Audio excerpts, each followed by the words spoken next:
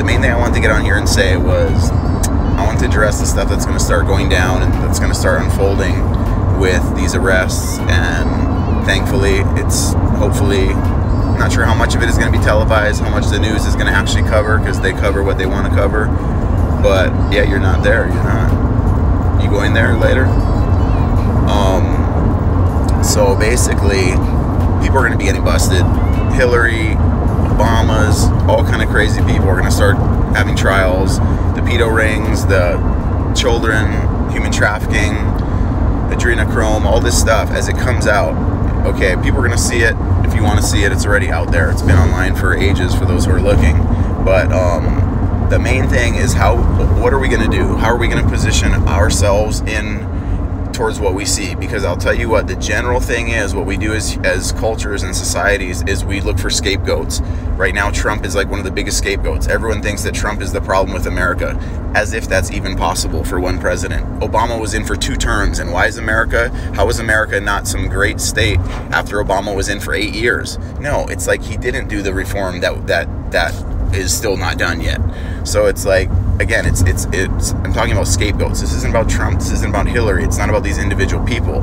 What I'm trying to say is that as to keep love and unity and oneness as humanity, as people come out who have done gnarly stuff, and it's going to be really hard for people who don't even believe this stuff has been happening, especially by the people who have been doing it. It's going to be a very intense time of processing.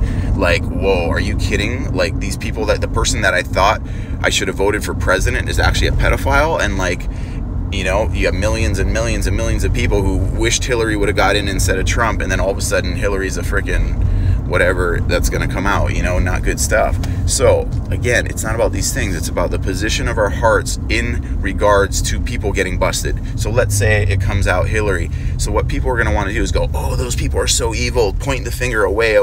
Oh man, they got to get busted. They should be sent in jail. They should get the death penalty, whatever. And justice, you know, it's like, But you know what?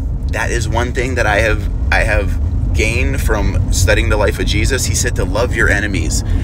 Love those who persecute you, you know, to love those that hate you, whatever it is. It's like true love doesn't ever wish evil for any person, even the people who are committing the most evil acts. Because the reason why they're allowing themselves to do these evil acts is because they have been deceived in their mind, and their minds and their hearts have been seared in order to be able to do what they're doing. And it's like these people are coming from a lot of pain, a lot of brokenness. You don't just wake up one day and start freaking being a pedophile and start killing children and drinking their blood and stuff. It's like, this is, imagine how many decades and decades and decades that Hillary and these politicians have been making little compromises in order to climb the ladder and turn their back on this and pull strings for that corporation and this thing. It's like, that is what politics is all about, you guys, and we're not in their shoes. So to try to judge somebody based on the shoes I'm in when they're in their shoes is all I'm trying to say is we got to have grace.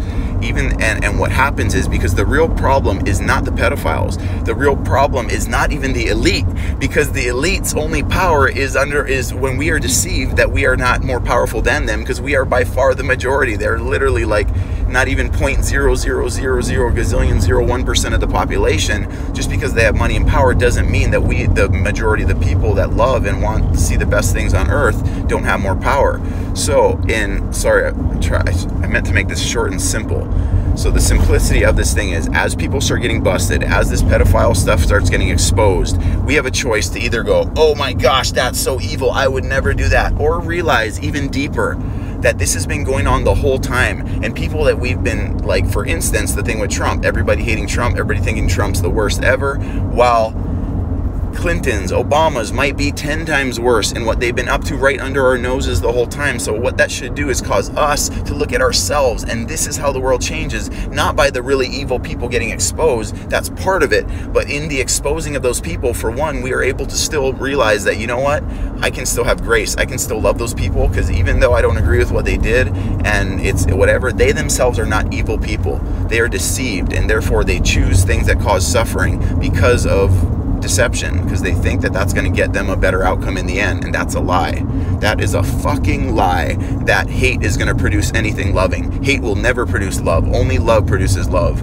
And so even when, whether it's Trump, whether it's Hillary, whether it's whoever it is, getting busted, truth coming out, guard yourself against scapegoating, against putting them up on this cross crucifying them so that everybody else, yes, drive safe, always driving safe, so that everybody else is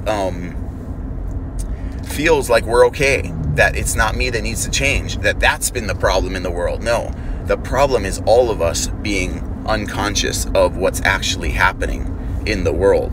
And when our consciousness shifts, when we realize that, you know what, every nasty thing I see in the world is actually a mirror of what is potential in my humanity, it's like that can cause me to have humility, cause me to have grace for other people.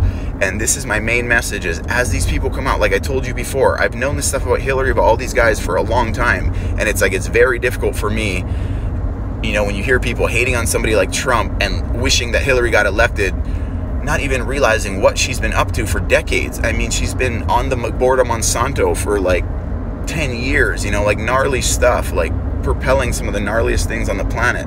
And so again, it's the main thing that it always comes down to in any situation, whether it's on the news, whether it's in our lives, whether it's our family members, they're reflecting a mirror back to us, a message. And what am I going to do with that information? Am I going to check myself and realize, holy crud, where can I adjust in my thinking, in my consciousness, in my understanding, rather than just going, oh yes, there's the evil people, that's not me, they're so evil, look at how gnarly this stuff is they've been doing, when really, if I was more conscious, for one, I would have realized this a lot sooner, and two, I would maybe be pointing fingers at different people, or even better yet, as Jesus also said, judge not. Don't judge anybody. Not saying that we don't have discernment and we don't realize what's happening. We don't see the truth. It's not that we hide from the truth. I'm seeking the truth. I am seeking out what is really going on in these situations. And not that I even think I have it all figured out or know everything that's going on. There's no way you can. There's a lot going on. But I don't know. Maybe I said, yeah, I think I said enough of what I was trying to say. Main thing is that we have grace for all people. There's no evil people and there's no good people. We're all people that are choosing choices based on our life experience. And we're not in anybody else's shoes but ours. So judging people who are in way different shoes than ours, like politicians, super rich people, even the elites, it's like, yes, that is the enemy. If you have to put a person who the enemy is, I believe it goes much deeper than any person who's living. It's entities, it's forces that have been in action for a long time, and the humans are the current cast on the play of life. And we get our little shot here to come in and do our purpose and bring this thing up higher, and we're going higher like never before. So that's good news. And I think all this stuff, as crazy as it is, as wild as it is, as messed up as it is, as beautiful as some of it is, which a lot of it's beautiful, guys. If we look for the beauty, it is there. It is so massively there. Beautiful things in life. And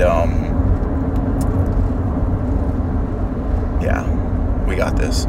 We just got to imagine a better future, and we will have a better future. Imagine a better life, we'll live a better life. And we're getting there. We're all getting better.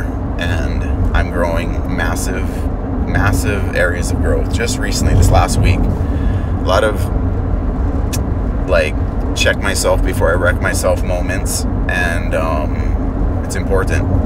I think foiling is also another just thing in my life that is causing a much deeper humility, and just being a kook is nice, and it's good and humbling.